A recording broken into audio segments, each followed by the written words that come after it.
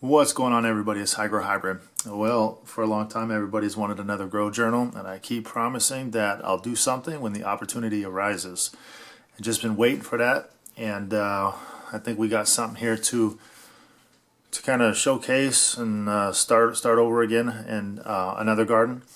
So I'm gonna go ahead and show you guys what we got here in this box, and do like a little demo unboxing, if you will. And then I'm going to take you over to the secret garden, and we're going to install them and get the show started. So just an opening, this grow series is going to include start to finish as many videos as I can take. We're going to pump out, and we're going to use these lights to do it. So let's get started. We have SpiderFarmer's new and improved SF4000. Yes, I said SF4000. Some of you are probably like, did you do that like a year ago? Well, yes, I did. Yes and no. There's a lot of controversy in last year's LED grow series, and you guys can use your imaginations for that one. But to pick up for the new year, they have a new product. So this is the SF4000. Apparently it has some new features.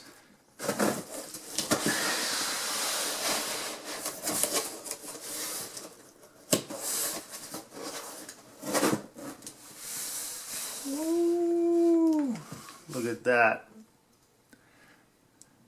That's dope. So it seems like they've upgraded a few things here. The board, the actual aluminum board, looks different. Save the boxes, you may need them in the future. Okay.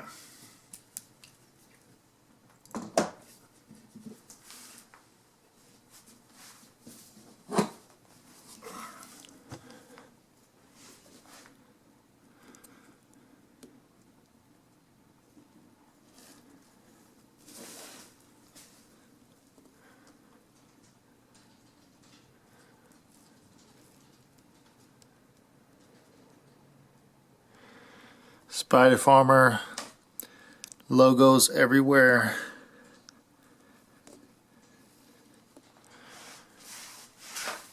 Now let's flip it up on the back side, because I know that's what everybody wants to see, because that's where all the magic happens, right there. That's a badass board. Look at that.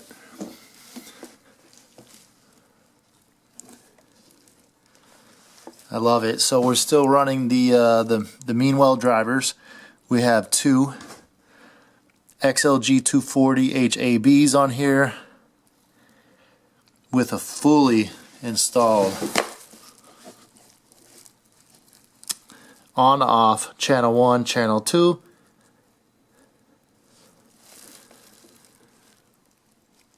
Driver. So this means that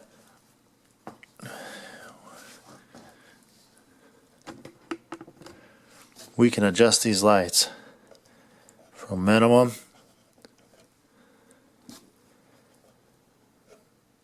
all the way to maximum. So we can go 100%. It looks like we may even be able to go down to 10%. When we get these installed, we'll see what that means.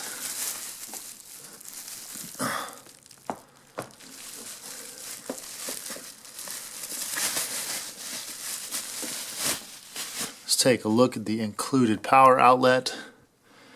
That is the plug end. It looks like a 120, but it can in fact go both ways. 120, 240. It's just got to be wired appropriately. Let me double look on this light, this driver here, and it does say right there between 100 and 240 volts at 2.7 amps. And if you're running 277 volts, it's 1.1 amp. That is pretty cool. So very versatile light.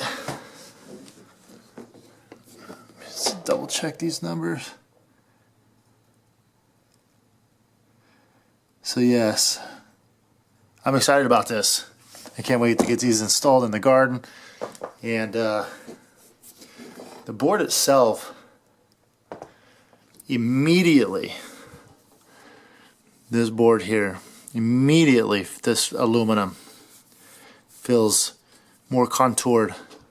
Okay, it's got a beveled edge on it. It's not rough, it's not sharp, it's not anodized or anything, but it doesn't need to be. That's stylish and all, but I don't think that it has any practicality to it. So we're running just aluminum here, and all the way around the board is beveled. Last year's model was a lot rougher, and the edges were not as clean. And let me show you what we got for the hardware before we head over to the garden, the secret garden. Okay. Ooh, patch cords, I love it. All right. Included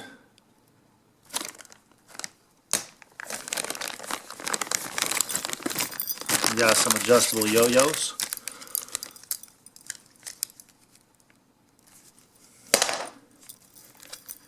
And we have some included bridle cables. These are going to be useful, especially in the next garden. I have a little surprise for you. In the last video, I asked everybody, towards the end of those video series that we did last year, I asked everybody what they wanted to see the next run. Well, it was a toss-up. People wanted to see me, half of everybody wanted to see me go back to DWC. Although DWC is, I love doing it, Coco is just so much easier. And I think that's the fans, and that's the demographics that I'm trying to hit is through ease. Anybody can do this. Get set up in your house, in your closet, start there. Set up a bedroom, a tent, and just keep it easy. Because when you start getting into DWC, I prefer it over Coco. So you're stepping into a whole nother game. You're going to spend a whole lot more money, and you may even be stepping into a whole lot more problems. Problems that you haven't dealt with, and if you don't have any experience in hydroponics specifically and understand the equipment and how it works, it can come back to haunt you and basically just destroy your grow. With that said, at the same time, it is my preferred method of growing.